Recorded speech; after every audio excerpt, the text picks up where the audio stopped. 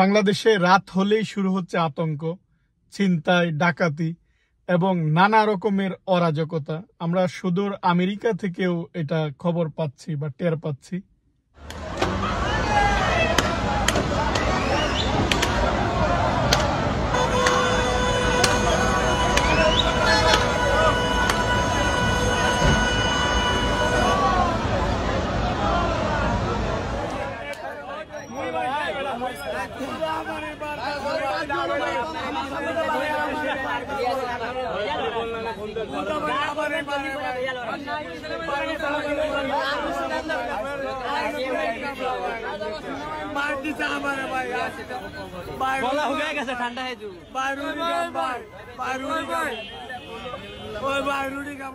দেশ এখন একটা অস্থিতিশীল অবস্থার মধ্যে দিয়ে যাচ্ছে।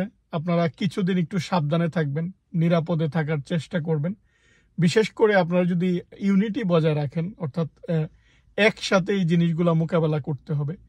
আপনারা অনেক সময় আমাকে প্রশ্ন করে থাকেন যে আমেরিকায় এই যে গান ভায়োলেন্স গুলা হয় বা আমেরিকায় দেখা যায় যে বন্দুক যুদ্ধ হয় অনেক সময়, বা বন্দুক যে সহিংসতাগুলা হয়, কেন এই সরকার এদেরকে বাসায় বা সাথে বন্দুক রাখার বা অস্ত্র রাখার পারমিশন দেয়?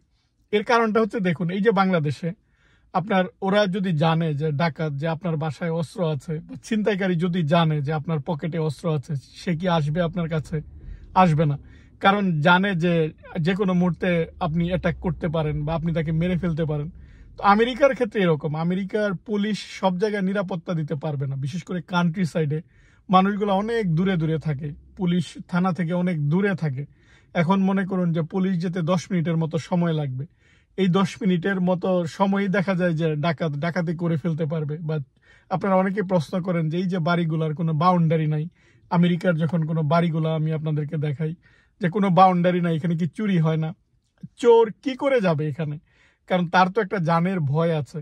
এখানে লটা এরকম যে আপনার সীমানার মধ্যে যদি সে আসে, আপনার যদি সন্দেহ হয় সে আপনার কোনো ক্ষতি করতে আসছে, আপনি তাকে গুলি করতে পারবেন।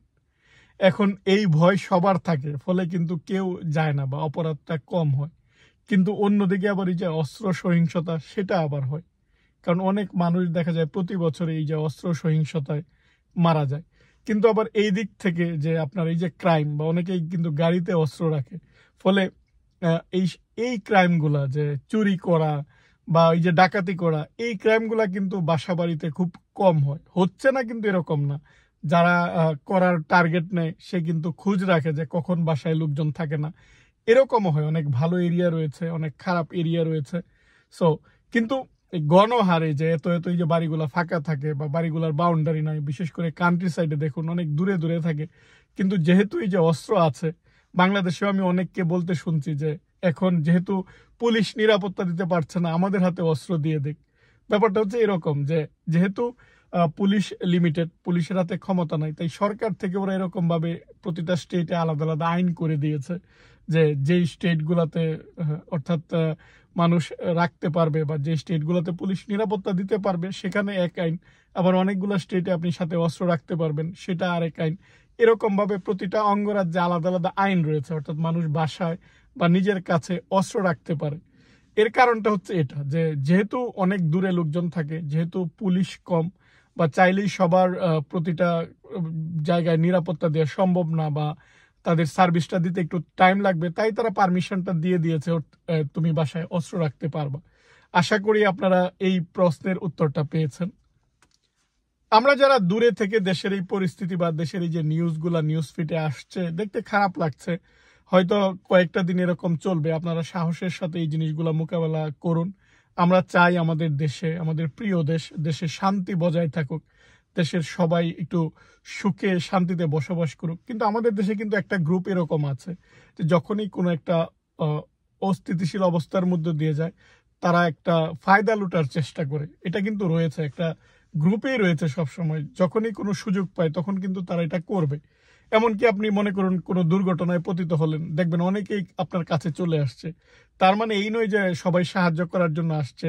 কেউ আসবে আপনার পকেট থেকে মানিব্যাগটা নিয়ে যাওয়ার জন্য, কেউ আসবে মোবাইলটা নিয়ে যাওয়ার জন্য। দেখবেন এই মুহূর্তে সে হেল্প করা বাদ দিয়ে আপনার জিনিসগুলো নিয়ে চলে গিয়েছে। আমি যখন ঢাকা বিশ্ববিদ্যালয়ে পড়তাম, আমি শহীদুল্লাহ হলে থাকতাম, এটা একদম ঢাকা মেডিকেল কলেজের পাশেই। সো মেডিকেল কলেজে এরকম অনেক ঘটনা দেখতাম যে অনেকে আমাদের কাছে সাহায্য চাইতে আসতো। কি, সে হয়তো গ্রাম থেকে আসছে চিকিৎসার জন্য, প্রথমবার ঢাকায় আসছে, কিভাবে কোন জায়গায় যেতে হয় চিনে না, তাকে সাহায্য করার কথা বলে তার সব টাকা নিয়ে চলে গিয়েছে। এমনকি আপনারা যদি ইমার্জেন্সি বিভাগের সামনেও যান, দেখবেন যে ইমার্জেন্সি যখনই রুগী আসে একদল চলে আসবে সাহায্য করার জন্য, সে আপনাকে সাহায্য করার এই সুযোগে আপনার ব্যাগ বা অনেক কিছু নিয়ে চলে যায়। সো এটা কিন্তু আমাদের দেশের, বা এটা কন্টিনিউয়াস, এমন নয় যে হঠাৎ করে আমাদের দেশের মানুষের নেচার এরকম হয়েছে। একটা দল সবসময় ছিল, এটা থাকবে। আমাদের সাহসিকতার সাথে এটা মোকাবেলা করতে হবে। আর অবশ্যই আইন শৃঙ্খলা পরিস্থিতির যারা দায়িত্বে আছে তারা এই জিনিসটা খুব সিরিয়াসলি এটা দেখবেন, কারণ নিরাপত্তা সবার আগে। মানুষের শান্তি, মানুষ যেন শান্তিতে ঘুমাতে পারে, এই জিনিসটা খুবই ইম্পর্টেন্ট। আজ এই পর্যন্তই। আপনারা ভালো থাকবেন। আল্লাহ হাফিজ।